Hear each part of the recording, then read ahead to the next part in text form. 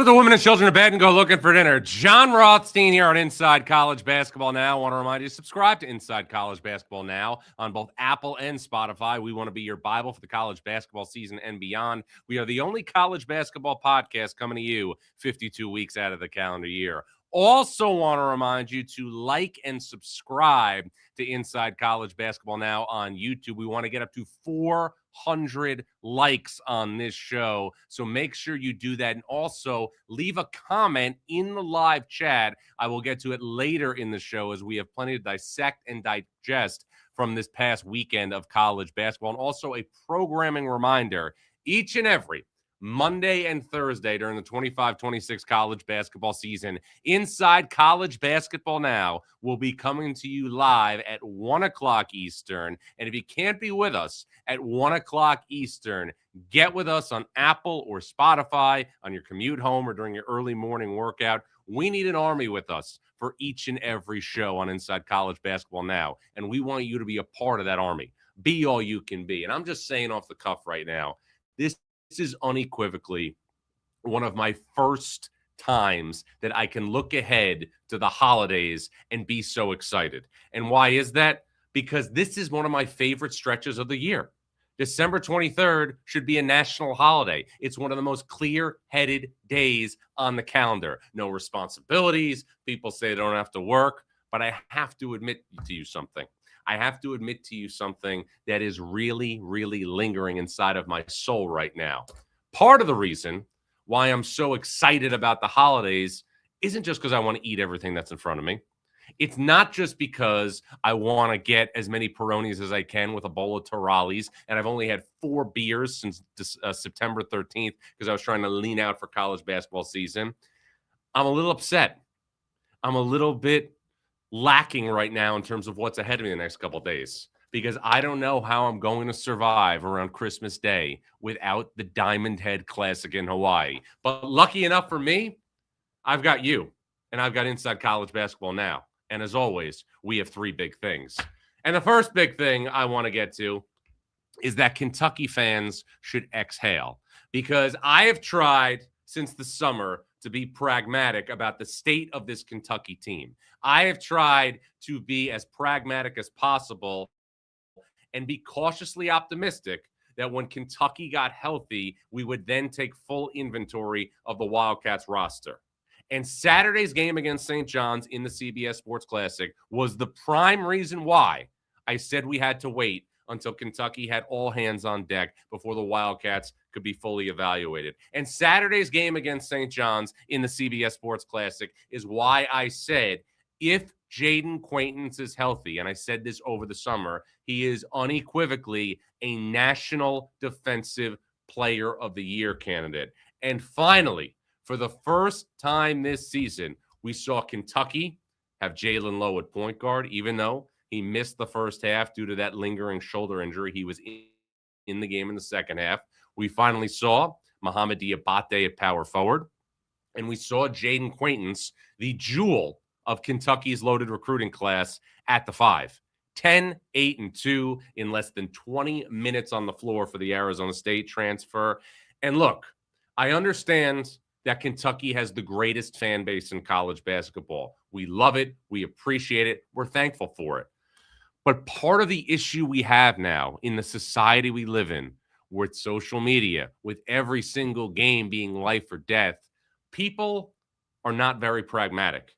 And if you look at this, and as I've said this throughout the preseason, and I said it throughout the regular season, when Kentucky lost in blowout fashion to Michigan State in the Champions Classic, when Kentucky lost in blowout fashion to Gonzaga in Nashville, if you look at any power conference team in college basketball, let alone a blue blood program like Kentucky, if you take away an all conference caliber point guard and you take away one of the best utility players in the sport in Mohamed Diabate, you are not going to be nearly what you were as a basketball team. And then to add on top of that, that Kentucky was playing without Jaden Quaintance, who, again, is somebody that is going to be firmly in the mix, in my opinion. If he's healthy and he continues to do what he did on Saturday, he will be in the mix. I'm not saying he's going to win the award, but he will be in the mix to be the National Defensive Player of the Year. Now we saw Kentucky for the first time. And I'm not going to get delusions of grandeur and start to talk about what this team can be off one game. What did I see from Saturday? I saw Kentucky, a team that physically imposed its size, stature, and physicality on St. John's in the second half. I saw a team that with Otega-Oweh, Mohamed Diabate, and Jaden Quaintance could be physical and nasty defensively. I saw a team that finally had rhythm and chemistry at the point guard position. And I thought Rick Pitino made a great point in his post-game press conference after Kentucky beat St. John's on Saturday in Atlanta. He talked about how Mark Pope obviously is somebody who was always an offensive-minded coach. Ran great stuff at BYU, ran great stuff last year at Kentucky. That was obviously the sweet spot in the breadbasket for Mark Pope as a coach. But you heard Mark Pope on Inside College Basketball Now last week, and if you didn't hear him, make sure to go to YouTube and Apple and Spotify so you can hear what he said before Kentucky played and beat St. John's on Saturday. Mark Pope knows that Kentucky eventually has to be a better shooting team. But in the meantime, Kentucky found a way to win without the ball going in the basket at a high percentage from distance. It found a 4-5 combination in Diabate and Quaintance that physically overwhelmed Bryce Hopkins and Zuby Ejiofor.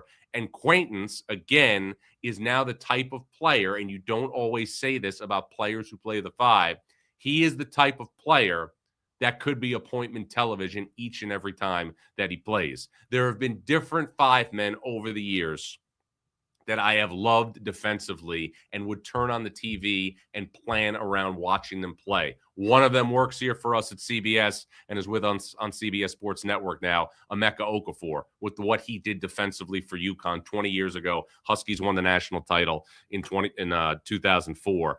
Adem Bona a couple of years ago at UCLA. 2 years at UCLA, Pac-12 Freshman of the Year, blew out his shoulder and missed the NCAA tournament in 2023. But the type of menacing defensive presence that is literally going to make the other team quiver when it thinks about going in the paint. Kentucky has Bellarmine coming up on Tuesday. Then Kentucky's going to start SEC play. What I saw from the Wildcats was this. Kentucky has enough with Jaden Quaintance, Jalen Lowe, and Diabate being healthy to be a team, in my opinion, that can be in the top 4 of the SEC if fully healthy. And if you're in the top 4 in the SEC, you are in a situation where you are going to be, in my opinion, in the mix to be a top 16 protected seed in the NCAA tournament come 2026. I'm looking at the SEC now.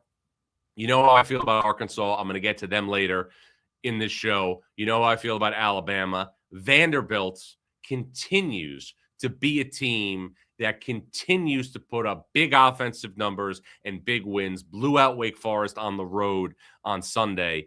But now we're looking at the SEC, in my opinion, as a league that doesn't have nearly as many top-heavy teams at the top of the league standings that could go to a Final Four, but should still get quality representation in the NCAA tournament. But Florida, Vanderbilt, Kentucky, Alabama, and also Arkansas, I would put in my top 5. Florida is getting really, really good mileage lately at a Xavier Lee, but I think you're looking at Kentucky as being a team that could be in that top 4 or 5. I know I didn't mention Tennessee as well. Tennessee would obviously round out the top 6. Now, that's the positive for Kentucky, who, again, looks like it has new air in its tires with Quaintance, Lowe, and Diabate back. The other side of the game that we saw on Saturday was for St. John's. Now, I'll be the first person to admit that I thought that St. John's would be further along than it is right now. I'll be the first person to admit that I thought that Rick Pitino could mold the roster limitations that St. John's had without a pure table-setting point guard. That hasn't happened yet. St. John's is 7-4, 2-4 against power conference opponents. Those 2 wins, a win against Baylor in Las Vegas during the Players Era Festival, and a home win against DePaul. The one thing I want to point out to the St. John's fan is this. Just because you're 7-4 right now, and I believe that St. John's will be 8-4 after Tuesday's game against Harvard, that doesn't mean that the season is over. What it means is this: you're in a very comparable situation to the one you were in last year from a resume perspective, but there's a major, major difference. One of the reasons why St. John's was able to rip through the Big East last season was because UConn was significantly more vulnerable than it is this season. This season, UConn is a top 3 team in college basketball with Arizona and Michigan. And you have to remember that the Huskies' one loss came without Braylon Mullins and without Terrace Reed. So looking at St. John's right now, if St. John's were to win the game, which it should, at home against Harvard on Tuesday, it will be 8-4 with 19 regular season games remaining. St. John's last year was a 30-plus win team entering the NCAA tournament, was a 2 seed after winning the Big East regular season title and obviously Big East tournament title. St. John's, to me, with Rick Pitino as the coach, even though you don't have, obviously, the type of rhythm and flow you would want on your perimeter right now, I think St. John's is a team that has the ability to still win 14, 15 games in the Big East. That would put you in the neighborhood of 22 or 23 wins heading into the Big East tournament. Now, the seed is going to be contingent on what you do in your big games against UConn, but I still think St. John's has the requisites to win in the low 20s and be a team that should make the NCAA tournament, even if it's seated in the middle of the bracket. But with all that said, there are still things that obviously leave a lot to be desired with St. John's.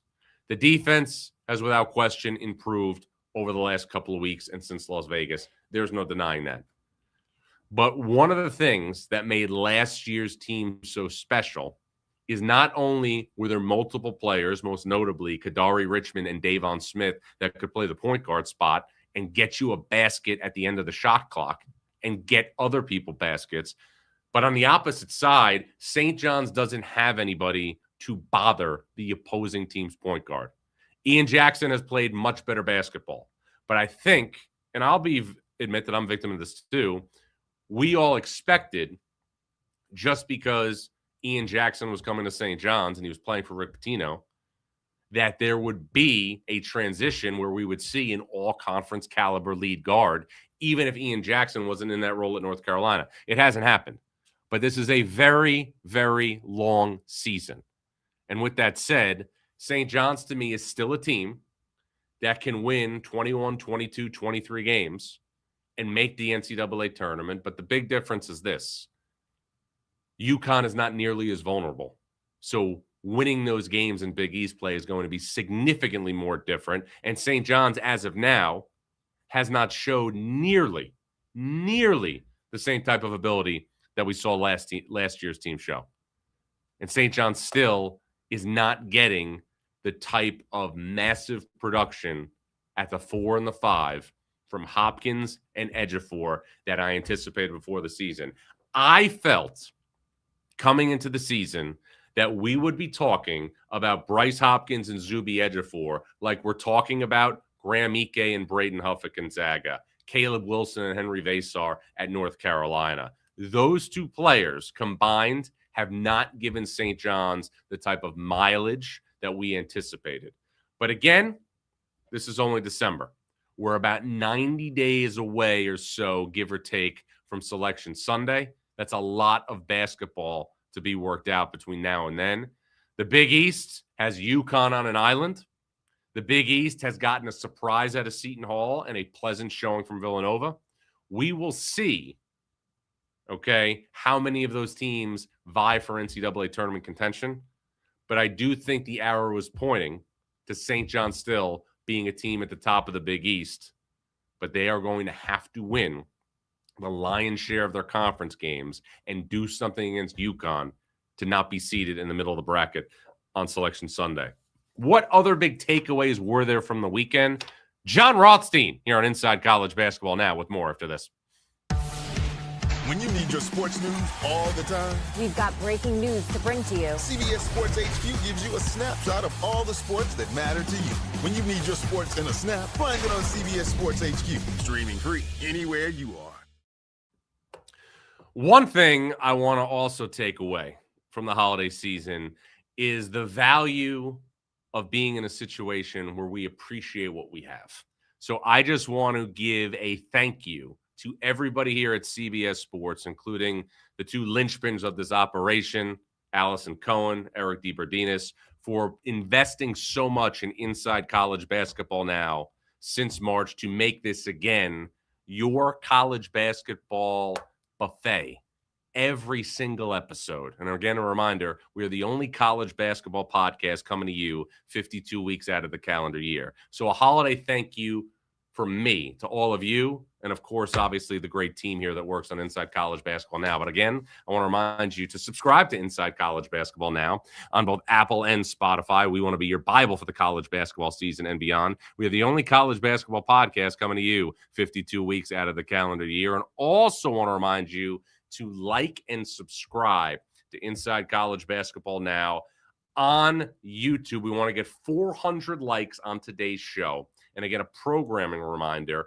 we are live every Monday and Thursday during the 25-26 college basketball season at 1 o'clock Eastern. And if you can't catch us there, get us on your commute home, get us in the early morning if you're taking a walk with your dog, or if you don't have a dog, if you're working out in the morning, make sure you get us on Apple or Spotify. And again, I also want to remind you, in addition to these live shows on Mondays and Thursdays, we are going to have exclusive interviews throughout the week with the biggest and best names in the sport. Tuesday at 8 a.m. Eastern, Michigan's Dusty May is my guest here on Inside College Basketball Now.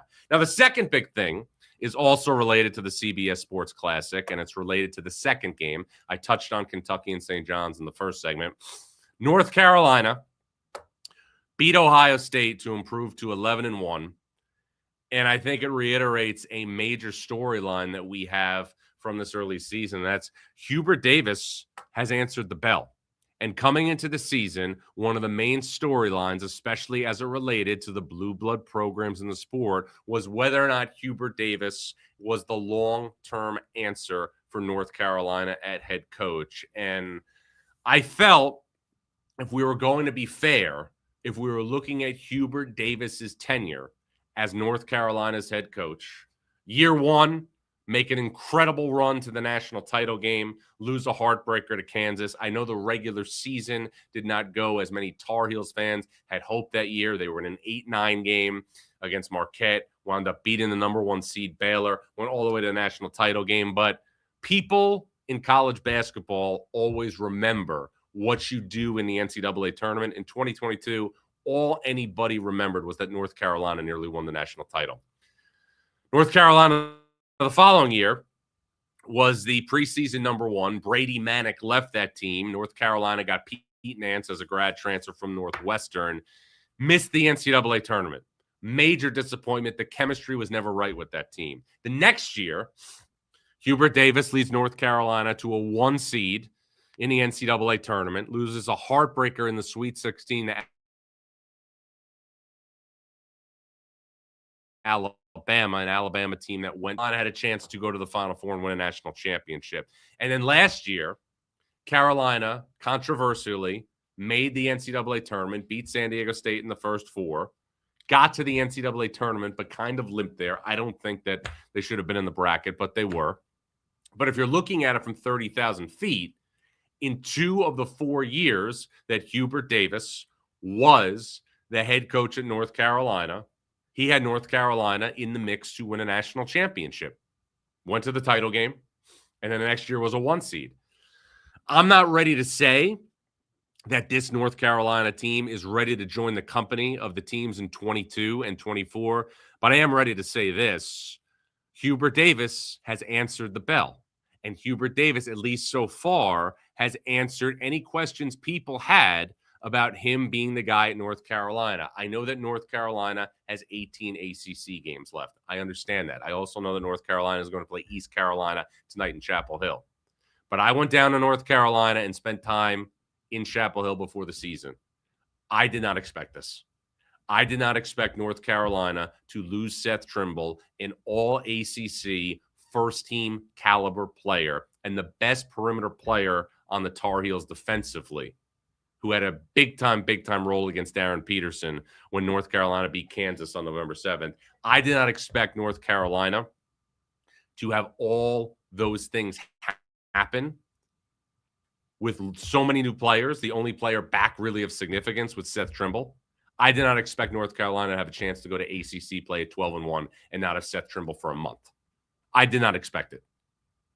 Now, Seth Trimble gives North Carolina now, and we saw him against Ohio State in his return game on Saturday, a third all-ACC caliber player, because part of the reason why North Carolina was able to be in a situation where it held serve without Seth Trimble was because the Tar Heels, in my opinion, along with Gonzaga's combination of Ike and Huff, have, in my opinion, a lethal 4-5 combination with Caleb Wilson and Graham Ike. And I firmly believe that North Carolina's combination, Caleb Wilson and Henry Vasar, I firmly believe that North Carolina's combination of Caleb Wilson and Henry Vasar is the best 4-5 combination in the sport. Ike and Huff would be right behind them at Gonzaga. But one of the interesting things is this. When you look at how Hubert Davis built his best teams at North Carolina, in 2022, he obviously inherited a lot from Roy Williams. But then in 2024, he was able to bring back R.J. Davis and Armando Bacot as linchpins for that team. This team has been completely restructured. This team has been completely brought in from the transfer portal and other areas. Luka Bogovac came from overseas. Derek Dixon was obviously a freshman like Caleb Wilson. But looking at North Carolina's team last season, Elliot Cadeau, R.J. Davis, Ian Jackson, a couple of those guys transferred.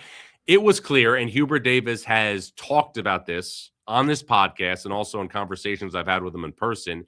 He has talked about wanting to get bigger and longer defensively. And North Carolina has brought in, again, a completely new team. The only guy back of significance is Seth Trimble. And North Carolina looks like a team that should, barring something unforeseen, should be 12-1 going into ACC play. The only loss is a neutral site defeat on Thanksgiving Day against Michigan State. And again, Seth Trimble did not play in that game. So I think if you're looking now at a storyline that deserves major attention, it's that Hubert Davis is reiterating, at least for now, that he is going to be the long-term answer at North Carolina. And this is a job, as we know, that has been within the North Carolina family for a very, very long time. After Dean Smith, Bill Guthridge, the longtime assistant, took over for a long time. After Coach Guthridge, obviously, they went to Matt Doherty. And then from Matt Doherty, they went to Roy Williams. From Roy Williams, they went to Hubert Davis. It is a familial type of program. And look, I do college basketball for my vocation. It is the heartbeat of my livelihood. College basketball is better when North Carolina is better. It is not okay for any of these blue blood programs, North Carolina, Duke, UCLA, Kansas, Kentucky, Louisville, to just be okay. And we have now, much more so than we had last year, a formidable North Carolina team with a star in Caleb Wilson and a guy that's pushing to be an All-American alongside him up front in Henry Vasar. And I'll say this. There's a lot of season left, and you don't want to put too much on any individual race because it's a team sport. Cam Boozer has separated himself in the National Player of the Year race. And we're going to get into my Midseason All-Americans later in the show. Cam Boozer has separated himself. But I'll say this. If there was one guy that I could see making a push in January and February for that award, it would be if Caleb Wilson put North Carolina on his back and push Duke and push Louisville at the top of the ACC standings. Because I remember being in Chapel Hill in the preseason and a well-embedded mole who I've known for a long time within North Carolina's program. He said, John, Caleb Wilson reminds me of Marvin Williams. Marvin Williams, who was the second pick in the 2005 draft, did not have the type of impact in college that Caleb Wilson is having. Now, again, he played big minutes on that team. That team also had Sean May, Ray Felton, Rashad McCants. But what he's doing now, Wilson, getting 20 and 10, bringing that type of physicality on defense, protecting the front of the rim, he is the guy. If you said if there's one player you could pick that could push Cam Boozer, if North Carolina emerges even more, and I think I have the Tar Heels 11th on my AP ballot this week. If North Carolina becomes a top 5, 6, 7 team, you are going to start hearing Caleb Wilson as a guy who's challenging Cam Boozer in the National Player of the Year race. Another big thing I want to get to is Houston and Texas Tech earn major victories. Houston and Texas Tech, two teams in this loaded Big 12, are in a scenario where there are two, of my opinion, of 6 teams who could be among the top 16 protected seeds on Selection Sunday. I want to start with Houston because I did the game on CBS against Arkansas in the Never Forget Tribute Classic. I don't think people understand the totality of everything that Kelvin Sampson has done at Houston. And I'm not just saying this because, you know, I did the game on Saturday or I've done games of his in the NCAA tournament. Houston has been a number 1 seed in the NCAA tournament for the last 3 seasons. And Houston, for whatever reason, since it lost to Tennessee in the Players Era Festival, has not been getting attention with the other teams at the top of the Big 12. Maybe it's because Arizona's number 1 in the country. Maybe it's because A.J. DeBansa is in a situation where he is playing like a first-team All-American and National Player of the Year candidate at BYU. Maybe it's because Iowa State went into Mackey Arena and rolled Purdue. Whatever it is, the team I saw Saturday in Newark would be the team that I would fear the most out of any Big 12 team, and I'm going to tell you why. Kelvin Sampson has always had elite defense. Kelvin Sampson has always had a toughness and a tenacity about his team and a nastiness that could not be repaired. But what he has now, in my opinion, is a guy that I think could become part of the vernacular of the sport as we get into January, February, and the March, and that's Kingston Flemings. Kingston Flemings, much like Darius Acuff at Arkansas, who they went head-to-head a little bit, obviously, on Saturday, much like other great freshmen that we are seeing, is somebody that could break out in the NCAA tournament and become a star in March Madness. And beyond that, the strength of this team right now for Houston, and I know it's only December, but the strength of the team is not necessarily the brute force that it usually plays with up front. It is the perimeter of this basketball team. Flemings deserves to be mentioned among the best point guards in college basketball. I went through it last week. I talked about Braden Smith. I talked about Jaden Bradley. I talked about Jeremy Fears. I talked about Darius Acuff and Christian Anderson. Flemings is not far behind. And what has happened is, because Kelvin Sampson is playing Milos Uzan and Kingston Flemings together, now all of a sudden, this dual point guard attack has opened things up for Emmanuel Sharp, who's having a career year shooting the basketball on the wing.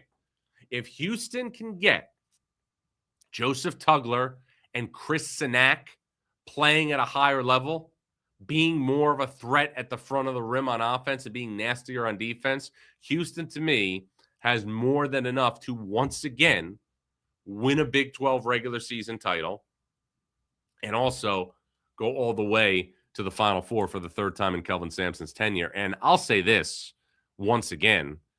If you're saying, John, it's Selection Sunday, Texas Tech, Arizona, BYU, Kansas, Houston. Who are you taking? Iowa State. Who would you, if you had to put all your poker chips in the middle of the table, who would you take? I would take Houston to go the farthest. I think there's things they can improve on. I think they got to get better up front. They got to be in a scenario where they got to get more out of their bigs. But when has Houston not been able to rebound the basketball? When has Houston not been in a situation where it has been able to grab stuff off the backboard? But just as I talked last week about Darius Acuff needing more national attention for Arkansas, Kingston Flemings deserves more national attention for Houston. The speed, the ability to beat an opponent with a pull-up, with a drive to the rim, the ability to run a team and keep things on a string. The Big 12 this year is going to be as appetizing a watch as it has been in a long, long time. Now, some people could say, how can you say that? It's been the best league in the country. If you're Brett Yormark, if you are the commissioner of the Big 12, your goal should be this: multiple 1 seeds in the NCAA tournament and multiple teams in the Final Four. Seriously, because that's the capabilities of the Big 12 this year. Now, another Big 12 team, Texas Tech, had a massive come-from-behind win on Saturday night against Duke at Madison Square Garden. I think we can say this safely right now, and I'm going to get into it more when I go through my midseason All-Americans. Texas Tech has 2 players, JT Toppin, reigning Big 12 Player of the Year, and Christian Anderson, who are unequivocally among the top 10 players in the sport. Unequivocally. Not a debate. Unequivocally among the top 10 players in the sport. But what's changing right now is Lawan Watts is giving them a third wheel in the form kind of like how Darian Williams did last year when this team went all the way to the Elite Eight. But this, to me, was I don't want to say season-changing win for Texas Tech, but it's a win that will travel all the way to Selection Sunday. And Texas Tech, the week prior, lost the game against Arkansas, same type of game, high-scoring game, and came up just short. Texas Tech defensively still has a long ways to go, and Graham McCaslin has been open about that. But this is one part of a star-studded, loaded Big 12. Think about some of the star power that we're going to see in conference play for the Big 12. BYU's got A.J. DeBansa. First-team All-American, could be the National Player of the Year. Iowa State has Joshua Jefferson, a Swiss Army knife on steroids, at the point forward spot, along with Milan Momcilovic and Tamin Lipsey. Kansas has Darren Peterson if he's healthy. We'll see as time progresses. Arizona has Koa Pete. Houston has Kingston Flemings and Emmanuel Sharp. And the list goes on and on and on. The Big 12 is better than ever, in my opinion. Better than ever. Now, what about Duke? One thing that I see when I watch Duke, and look, Duke had a big lead and lost it, all right? We don't need to do a fire drill right now for Duke. Duke's going to be fine. I would say this, and I've said it all preseason. I do not see anything cemented right now for Duke with a sure option in the lineup at point guard and a sure option in the lineup at the wing. When I went to Duke practice, there were 3 guys, Dame Sarr, Nick Hamenya, and also Darren Harris vying for the 3 spot. Almost 2 months into the season, I still see some nights some of those guys play better than others. And I still see Duke trying to not necessarily figure out its point guard situation, but you have Caden Boozer, you have Caleb Foster. Caleb Foster's been very, very good on defense. He did have a critical foul late in the game against Texas Tech on Saturday. But Duke's best lineup and Duke's lineup and role allocation right now is still a work in progress. But that's okay, because you know as well as I do, this is only December.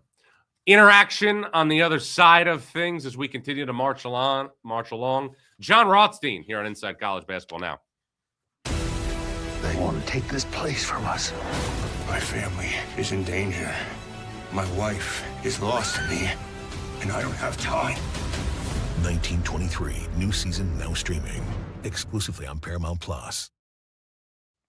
All right, John Rothstein here on Inside College Basketball Now. I want to remind you to subscribe to Inside College Basketball Now on both Apple and Spotify. We want to be your Bible for the college basketball season and beyond. We are the only college basketball podcast coming to you 52 weeks out of the calendar year. Also want to remind you to like and subscribe to today's edition of Inside College Basketball Now and every edition of Inside College Basketball Now on YouTube. We want to get to 400 likes on this show. So please hit the like and subscribe button and join us. And again, a program reminder, every Monday and every Thursday at 1 o'clock Eastern, Inside College Basketball Now will be coming to you live at 1 o'clock Eastern. And if you can't be with us then, get us on your commute home, get us during your morning workout. And again, a reminder, we are going to also have exclusive interviews throughout the week and additional episodes with the biggest and best names in the sport. Tuesday at 8 a.m. Eastern, Michigan's Dusty May, potential National Coach of the Year favorite, will join us here on Inside College Basketball Now.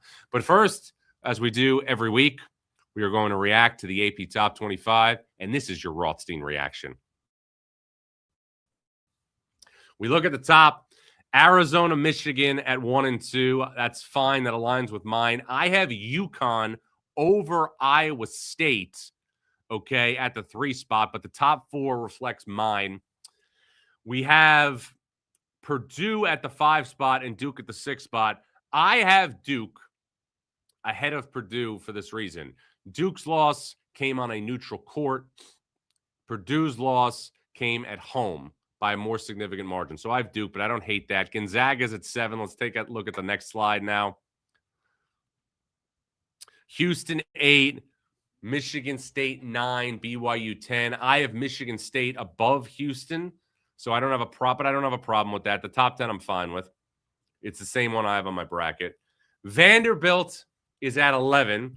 Carolina's at 12. Nebraska's 13. Alabama's 14. That all aligns. Vanderbilt, again, one of the surprise teams in the country under Mark Byington. Amazing to see Nebraska at 13. Nebraska, again, beat North Dakota on Sunday night. So I'm fine with all those. Texas Tech up to 15. I have them slightly back. Texas Tech's at 15 on the AP. I think I have them 18th. Louisville, Kansas, Arkansas, and then Tennessee. I still have Arkansas ahead of Texas Tech because they played head-to-head. We're splitting atoms, though, after you get to the 15th spot. And then I see Illinois and Virginia at 20 and 21. I still think I gave the benefit of the doubt to Florida on my bracket, who I know has 4 losses, but has played a ruthless schedule. All right, let's get to the last 20s now. Florida, there's Florida. Georgia is at 23, USC and Iowa. I don't hate this. I don't have Georgia in my ballot, and I do not have Iowa in my ballot either. I moved Kentucky back into the top 25 at 25 after the win over St. John's. So, again, we're splitting atoms at this point. I do not have Iowa or Georgia on my ballot. So, I don't hate that, though. I think that's pretty fair, pretty standard with where we're going. But a good look right there. Now, I want to do something now as we continue, and want you to get, obviously, all your comments and stuff in the chat. I am now going to go through my Midseason All-Americans for the 25-26 college basketball season. It's an exercise I have done for years. It's something I like to do right before Christmas. I usually do this as a build-up to the Diamond Head Classic. You know, I'm obviously going to be lacking that over the next couple of days. But right now, here are my first-team Midseason All-Americans. Cameron Boozer from Duke, Yaxel Lendeborg, A.J. DeBanza, and then Jaden Bradley and Braden Smith. Jaden Bradley is not obviously going to be part of the conversation when a lot of people talk about the best players in sport. But given the fact that Arizona is number 1 in the country, given the fact that Bradley was so big in the wins over Florida, UConn, and also UCLA, he's shooting over 50 from the field, shooting over 50 from 3. His turnover rate has been incredible. His ball security has been incredible. Jaden Bradley, to me, much like Jamal Shed for Houston in the 23-24 season, deserves the recognition of being a first-team All-American. Boozer and Lendeborg are self-explanatory. DeBanza, to me, I think you could say, is gradually much like I talked about with Caleb Wilson, being in a situation where he could maybe slide into that National Player of the Year race if he hasn't already, if BYU continues to win at a high level. For me, it's all about who's winning at the highest level. The teams who have the best players and are on the best teams are going to be vying for the National Player of the Year. BYU is right now at 10. So I think if that changes, then we could see things change for AJ DeBance. Let's go to the second team now. Caleb Wilson from North Carolina, who I was just talking about, averaging about 20 and 10. Similar numbers for JT Toppin. Joshua Jefferson at Iowa State has been an absolute Swiss Army knife, doing everything except sell popcorn for Iowa State. LeBaron Philon, the heartbeat of Alabama's team, is also on there, as well as Christian Anderson, who I talked about, along with JT Toppin, has solidified himself, in my opinion, as a top 10 player in the sport. These 10 players that I just listed on my first and second team, I was all aligned with in this process. After 10, things get a little bit interesting, and that's where I'm going now with my third team. This is where things got a little bit more difficult. I knew, obviously, I wanted to have Trey Kaufman-Renn on there, leading Purdue in points and rebounds. Graham Ike from Gonzaga, looking obviously like a top-tier big man in the sport once again. Tommy Houck on Florida has transitioned to the wing, playing great basketball for the Gators. Solo ball at UConn. UConn was a very, very difficult team to look at because of the balance of Dan Hurley's team, and I've talked about that over the last couple of weeks. But Solo ball, the head of the snake for the Huskies, and then Darius Acuff, my guy from Arkansas, who has, again, given Arkansas, I think, a lead in that SEC race. To me, because of Darius Acuff, you have to look at Arkansas as being the team to beat in the SEC. Kaufman-Renn an All-American last year. Houck now with an expanded role on the wing. Ike for a top 10 Gonzaga team, and then Solo Ball and Darius Acuff round out my third team on the Midseason All-Americans. Let's go to honorable mention. I like to give 5 guys additional credit here. Honorable mention, Henry Vasar, North Carolina. Keyshawn Hall has put on big numbers for Stephen Pearl at Auburn. Emmanuel Sharp, who I talked about. This guy does not get enough attention, but Kylan Boswell at Illinois has quietly had a terrific, terrific start to the season. Illini will play Missouri in the bragging rights game coming up Monday night in St. Louis. And then Bennett Sturts at Iowa, who, again, has had no drop-off as he followed Ben McCullum from Drake to Iowa. So those are my mid-season All-Americans. 2 guys from North Carolina, 2 guys from Texas Tech, 2 guys from Purdue. But as we look at this thing now, the first and second teams for me were pretty easy if you put them in certain places. Jaden Bradley, I want to say again, it reminds me of the 23-24 season with Jamal Shead. People maybe at the start of the year did not expect him to be in that role. But if a team is winning at the rate that Arizona is winning, and if a team is winning in close games at the rate that Arizona is winning close games, you have to reward that program. You have to reward the floor general who has literally willed them the wins over Florida, UCLA, and UConn. Let's get in a live chat right now, which is absolutely bleeding on YouTube. We want to hear from everybody on all your takes here on college basketball. Ahmed says, John, are you worried about Arizona's three-point shooting? I mean, I think it's a concern, but I think Tommy Lloyd has molded the skeleton of his team to fit the strength. Arizona's a power team. Awaka, who is quickly becoming one of my favorite front court players in the sport. Krevish, Koa Pete. It is a power team. It's a team whose pieces fit together perfectly. Arizona, again, inside track, obviously, to be the number 1 seed in the West region. Somebody sending me a nice note for my sinus congestion. I enjoy that. Stephen Klein next said, John, show Bruce Thornton some love. Well, look, this is my philosophy. Bruce Thornton's having a great season for Ohio State, putting up big numbers, scoring, throwing out dimes, rebounding. He is on a team that is right now not ranked in the top 25. It is hard to reward somebody with that type of All-American praise if you are nowhere near the top 25. John Thompson 4769 says, love to know your thoughts on if UK is having one of the best front courts in the country. I don't know if one of the best, but I will say this. Defensively, with Diabate, who I love. I had him last year in the NCAA tournament in Cleveland when he was on Alabama. With Diabate and Quaintance, defensively, Kentucky could definitely have one of the best front courts in the country. Let's see what else we got here. Who else is scoring? Oh, yeah, I forgot. Florida, LOL. They definitely have the best front court in the SEC. Duh. Florida's front court, depth-wise, is obviously second to none with Hauk, with Condon, with Chinyelu, with Handlogden. But if I'm looking at straight 4-5s, combos, Ike, and obviously Huff, Wilson and Vasar would be ahead of them. Depth-wise, Florida, no question, has 4 bigs that no other front court can match. But in terms of 1-2, I would say those two. Michigan's front court obviously also features Morez Johnson, Adai Mara, and Yaxel Lendeborg. Let's keep going now here in the chat. Shout out to Roy Hibbert, who just got a reference there. I don't agree that UConn is a top 3 team. Sounds like something a Northeastern blowhard would say. Okay, well, let's just look at the facts right now. UConn has not lost at full strength. The only loss is to Arizona without Braylon Mullins, without Terrace Reed. UConn has beaten Florida on a neutral court. UConn has beaten Illinois on a neutral court. UConn has also won at Kansas. I mean, these are big-time games, and UConn has also won a game in Boston against BYU. All of those 4 teams, in my opinion, have the requisites to be second weekend teams in the NCAA tournament. Let's keep going in the chat.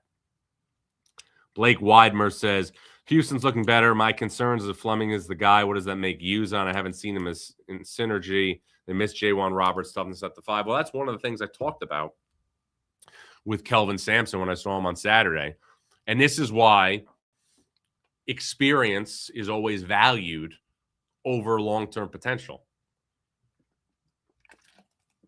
Houston had a 6-year senior last year up front in J1 Roberts, who was the all-time winningest player in Houston's program.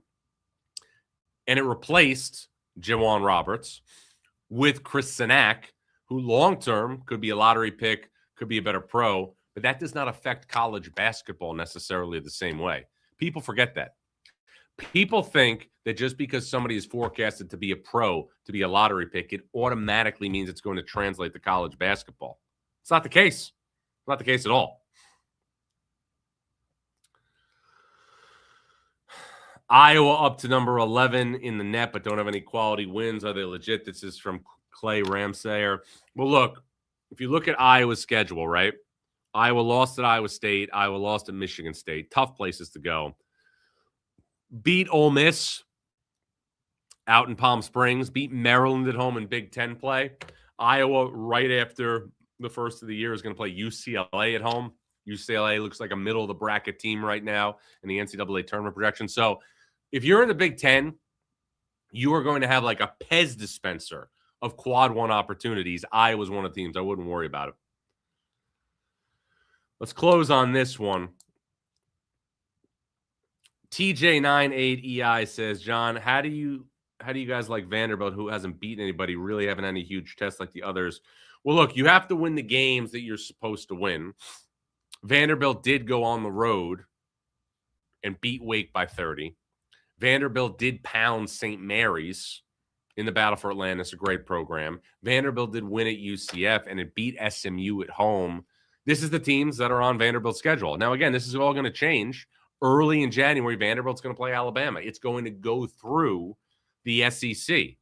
But Vanderbilt and Nebraska are 2 teams in power conferences that unequivocally have usurped expectations. And those 2 coaches, Mark Byington and Fred Hoiberg, 2 of the best coaching jobs we have seen so far this season.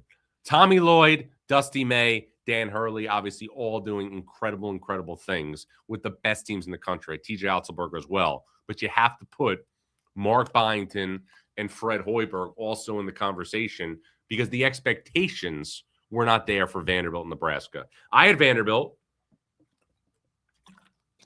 last year in the NCAA tournament. Never thought that Vanderbilt would lose the players that it lost, like Jason Edwards, who's at Providence, and then come back and be in a situation where it would have the type of start to the season that it's had. Vanderbilt's a really, really good team and a beautiful offensive team to watch as we move forward here. Now, as always, it's time for some news and notes. Let's get the 3 good nuggets before we get out of here. Blue skies. UCLA Skyy Clark is the first player in the history of UCLA basketball to make 6 or more threes in back-to-back games. He's playing at an incredibly high level. Nugget number 2, the Duke of Nashville. This is in relation to Duke Miles for Vanderbilt, one of the newcomers in the backcourt. He might be the least appreciated transfer in college basketball. After the win over Wake Forest on Sunday, Duke Miles averaging 17.4 points per game, 4.7 assists per game, and 2.8 rebounds per game. Miles, Tyler Tanner, and also Tyler Nickel, the best perimeter you're not talking enough about in college basketball. Nugget number 3, Braden the Magnificent. Purdue's Braden Smith has a combined 36 assists in his last 3 games. That's illegal in 48 states. Now, it is a light slate over the next couple of days for Christmas and the holidays. We have no Diamond Head Classic, so we're going to mourn that, but we still have 3 games to watch. Tonight, we got Siena at Indiana. Jerry McNamara goes to Assembly Hall. We also have the bragging rights game between Illinois and Missouri. And then Tuesday night, Kevin Willard and Villanova play Seton Hall in Newark. That is the return to the Prudential Center for Kevin Willard, who obviously was the head coach at Seton Hall before he took the Maryland job. Want to remind you once again to subscribe to Inside College Basketball Now on both Apple and Spotify. We want to be your Bible for the college basketball season and beyond. We're the only college basketball podcast coming to you 52 weeks out of the calendar year. Also want to remind you to subscribe to Inside College Basketball Now and hit that like button every time you check in on YouTube. We are going to be coming to you each and every week live on Mondays and Thursdays at 1 o'clock Eastern during the 25-26 college basketball season, and also have select episodes and additional episodes with the biggest and best names in the sport, in addition to our live shows. Tuesday morning at 8 a.m. Eastern, Michigan's Dusty May joins the show to talk about the Wolverines' incredible start and what's ahead for Michigan in 2026. Would like to thank everybody for joining the show. Would like to thank everybody for being a part of this incredible journey. We will all miss the Diamond Head Classic, but we'll be back soon enough. I'm John Rothstein, and this is Inside College Basketball Now.